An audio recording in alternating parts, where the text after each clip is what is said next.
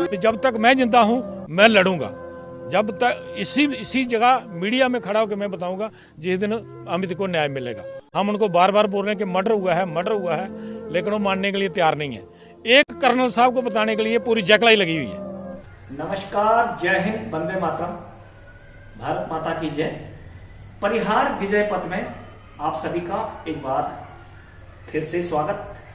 न्यायप्रिय लड़ाई, समाज की भलाई और सैनिकों को और उनके परिवारों के हक के संघर्ष के लिए प्रतिकार करना, प्रहार करना, संघर्ष करने का नाम है परिहार विजय पथ। इसी सिलसिले में सिपाही अमित 17 जकलाई हंसी मारा 17 जकलाई पिछले साल 14 सितंबर को जिनकी सौराष्ट्र लॉज में संदिग्ध मृत्यु हो गई थी, उनके न्याय के लिए जो संघर्ष उनके परिवार वाले आज तक कर रहे हैं, क्योंकि साफ जाहिर है कि उनकी साइकी प्रथा ने जान ली। अब तक के सारे अपडेट्स आपको भेजे गए, लेकिन इस बीच रक्षा मंत्री जी से भी मिले, उनने भी न्याय का आश्वासन दिया और ये कहा कि पहले सेना से पता करते हैं कि उन्होंने कार्रवाई क्या की। अच्छी बात है। एक चीज बता देता हूं, इस देश में जिसकी लाठी उसकी भैंस। उत्तराखंड का रहने वाला हूं। क्या अंकिता भंडारी को न्याय मिल गया? क्योंकि बड़े अधिकारी वीआईपी फंसेंगे। अंकिता भंडारी को भी न्याय नहीं मिला। उनके आत्महत्या या हत्या, यौन शोषण जैसे जो आरोप हैं। तो क्या लगता है कि सेना में उच्च पद के अधिकारियों को बचाने की पूरी कोशिश नहीं हो रही है? जी हाँ, हो रही है। इसी के विरोध में आश्वासन तो मिला, सीबीआई जांच अब तक नहीं हुई। परिवार ने कैंडल मार्च निकाला सिपाही अमित को न्याय दिलाने के लिए जम्मू जौनचक इलाके में, और हजारों की संख्या में उसमें भीड़ भी मौजूद रही। मार्च के कुछ क्लिप्स यहां पर आपको दिखाए जाएंगे, उन्हें भी जरूर देखें। अभी तक हमने केस का हमने बात भी की, आपको पता है, सब कुछ कर रखा है, लेकिन उनको बोला कि रिटर्न में दो हमारे को लेके जो कुछ भी है। आपने पहले भी ये बात बताई थी मीडिया से चैनल में कि उसकी 3 डेटें आ रखी हैं। 3 डेटें आ रखी हैं, 14 सितंबर की, 15 सितंबर की और 16 सितंबर की। 3 डेटें हैं उसकी। 3 डेटें हैं। तो हम यही उनसे उम्मीद कर रहे हैं कि क्या करते हैं। करने के लायक वो कुछ नहीं छोड़ा हमने उनके पास। सब कुछ हमारे पास है, सब कुछ हमारे पास है, लेकिन अभी हम दिखाएंगे उनको। जब मैं एक कर्नल साहब से बात करता हूं, तो जब उसको मैं डायरेक्ट ये बात बोलता हूं तो उसके बात उसको भी नहीं आती है। आज की डेट में अमित हमारा बेटा नहीं था, पूरे हिंदुस्तान का बेटा है वो।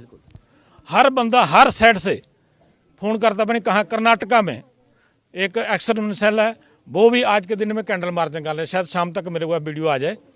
और अभी पिछले दिन आरसपुरा में मीटिंग हुई थी एक्सर्समैन की, कल परसों इधर हो रही है शायद अखनूर में, वो भी इसी लड़ाई के चक्कर में लगे। शायद अमित का जो हमने बना रखा है ग्रुप, उसके अंदर एक बंदे ने लिख के डाला था कि अमित की जो लड़ाई है मैं लड़ूंगा।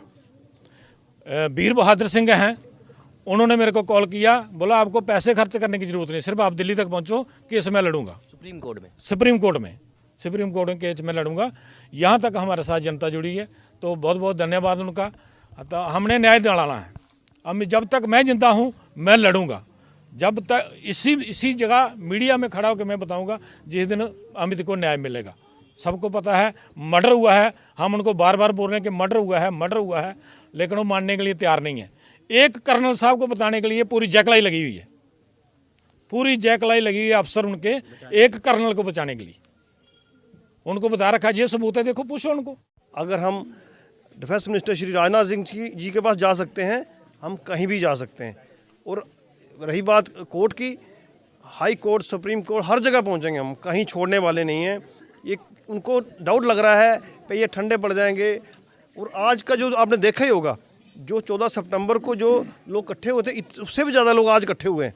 किस लिए? कि ये बेटा सिर्फ रतन जी का बेटा नहीं है, शहीद अमर जी रतन जी का आज सब पूरे समाज का बेटा है, पूरे हिंदुस्तान का बेटा है। सभी लोग यही चाहते हैं, उनके दिल में भी क्रोश है। आज अम्मी जी के साथ हुआ है, कल किसी और के साथ होगा। ये चीज़, ये जो वाक़या है, रुकना चाहिए।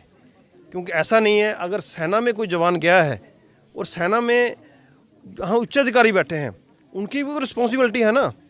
अगर वो अपनी रिस्पॉन्सिबिलिटी नहीं ले सकते तो वो अधिकारी कहलाने के लायक नहीं है। कि अगर अपने आप को बोलते हैं हम कर्नल जनरल जो भी हैं, जो अगर वो एक सैनिक को, अपने सैनिकों को नहीं संभाल सकते, वो किस लिए जनरल का घूम रहे हैं। एक परिवार को अभी तक ये नहीं बता पाए कि अम्मी जी के साथ हुआ क्या है।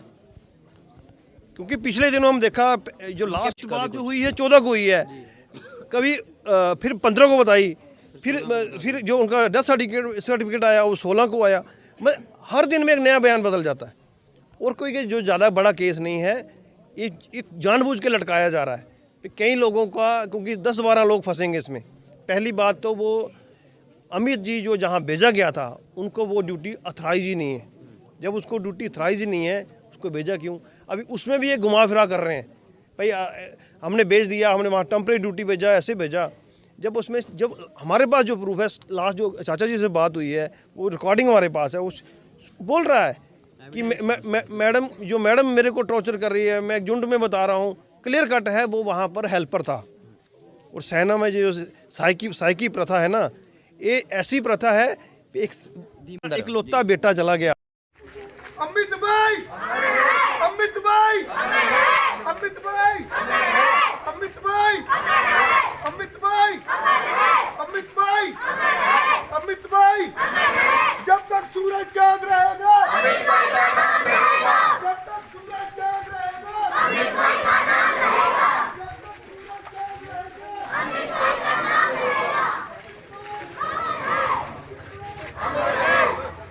हमारे अमित भाई का नाम रहेगा, जब तक सूरज चांद रहेगा, अमित भाई का नाम रहेगा, जब तक सूरज चांद रहेगा, अमित भाई का नाम रहेगा, अमित भाई का नाम रहेगा।